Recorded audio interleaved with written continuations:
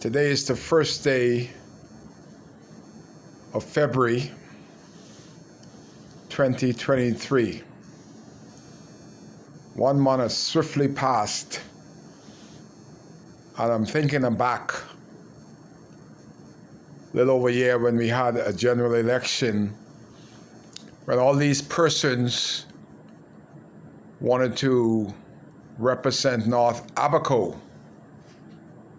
And all of those that have represented North Abaco, where are they now? And who has been continually speaking on behalf of Abaco and Abaconians? There's only one name, Kai Mills. Sometimes I don't know where I get the strength from, but I just love Abaco different than most people. Most of my peers don't give a hell. Once they could get theirs, they don't give a hell about nobody but themselves. And it's evident after Hurricane Dorian, they don't care. We had the ex-prime minister that still have a lot of connection. He turned his back on Abaco and Abaconians, saying that the Effingham Prime Minister, who he selected, didn't want him to help his people. And most Abaconians, the ones with the D average, they swallowed that hook, line, and sinker like an ocean grouper. If he wanted to help would have been here, and ministers wouldn't even know it's here. All he had to do was pick up the phone and make his calls, and the goods would have come into that little port that he got down there in Cooperstown that can't open, and Abaco would have got help. But all the might, all his glory, during the worst times of the people in the northern part of Abaco's lives, the man that we put to the head of the country, Hubert Ingraham, didn't lift a finger to help the people of Dundas Town that love him so much, and Murphytown, them diehards. He even didn't call them to see if they're living or dead. He only come if there's a funeral to make sure you're dead. I know that's for many years, even when he's prime minister. While you're living, he don't care. But the people, all they wanted to know that Hubert is at my loved one's funeral. So what? Hubert's gone.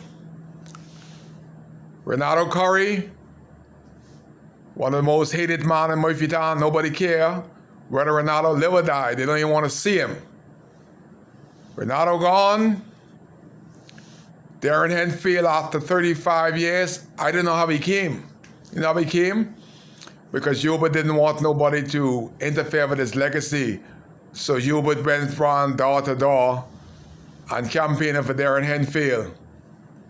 After the hurricane, he couldn't get Bahamas there to come to pick up his people. He went in his comfortable house in Nassau and went to sleep.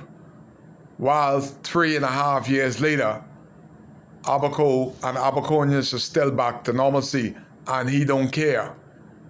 Where is he today? Which people is he trying to help? When he had the power, he ain't got the power no more. Fast forwarded, now we have Kirk Cornish. 1 year in, I don't hear him speaking about any issues concerning Abaconians. I don't even see him at all. Kai Mills is still there. It's amazing how many people that will sell their souls and their vote for ministers had it for 3 weeks. 3 weeks of plenty. You got plenty of cars to ride around free gas, free t-shirt, free caps, free pork chops, free chicken, free beer, free soda for 3 weeks. Now, for 5 years, you will get no free rental car, No free gas, no free t-shirts, no free caps, no free pork chop, chicken, ribs, no free Calick, no free Bud Light, no free sodas. And you don't even get to see them. You only count on election day. But Kai is there all through the years trying to agitate and try to speak for the people that are afraid to speak for themselves. While we have a member of parliament, he seems to be not speaking our language because we don't understand what he's saying, so he says nothing. All of them that came before, and while they were there, even when the great Hubert Alexander Ingram was Prime Minister, Kai still had to speak because he didn't even care to open an office in your district.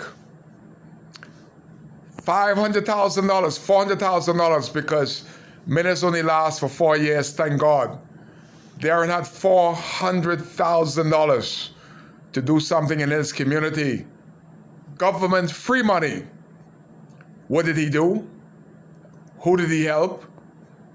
Kirk Cornish already had $100,000. Besides his paycheck, every member of parliament get $100,000 a year to do things in their constituency.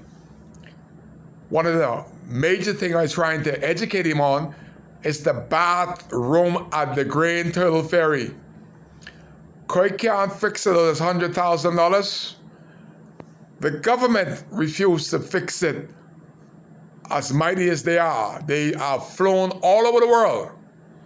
But one vexing problem, I wonder how the people of Grain Turtle Key and North Abaco that visit the ferry to go to Grain Turtle Key, how do they feel about Kirk representation, $100,000?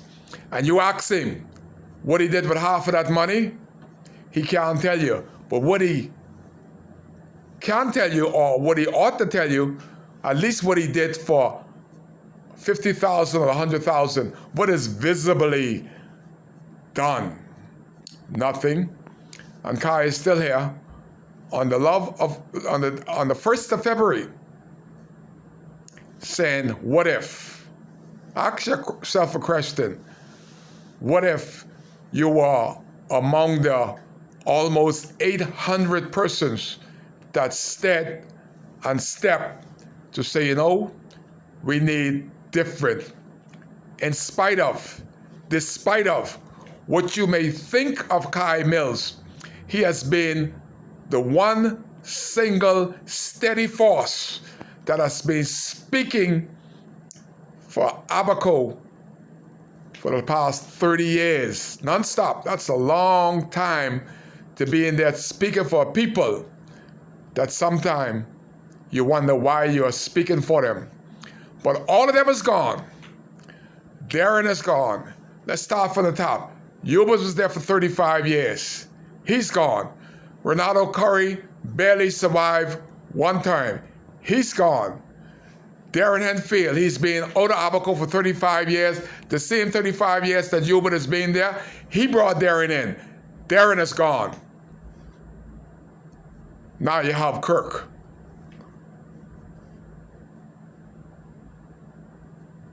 And just how I was silenced and paused, that's what Kirk gonna be like for the next 4 years. Like,